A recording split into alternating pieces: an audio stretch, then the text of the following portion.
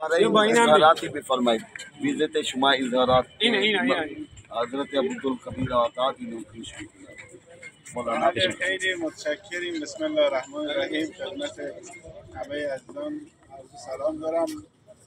مولانا عبدالخبیر تشکر میکنیم که خیلی زحمت کشیدن، کاش زیارتشون میکردیم. خیلی مسجد باشکوه با عظمتی هست. انشالله که همه کسانی که از این مسجد استفاده میکنن دعای خیرشون برای گردانندگان این مسجد باشه. ما هم لذت بردیم.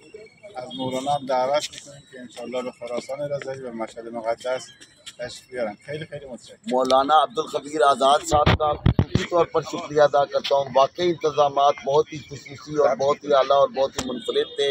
यही वजह है कि मौलाना अब्दुल कबीर आज़ाद साहब यहाँ सआदत और मुबारक के मुस्तहिक हैं, और मैं चाहूँगा कि मौलाना अब्दुल कबीर साहब आज़ाद साहब की खिदमत के मुआवजे के तौर पर और जवाब के तौर पर, यकीनन सिले के तौर पर हम उन्हें कहेंगे कि आप तशरीफ़ लाएँ खुरासान रज़वी प्रोविंस के अंदर, और वहाँ पर फुल प्रोटोकॉल के साथ इंशाल्लाह हम आपकी खिदमत में हाजिर हैं।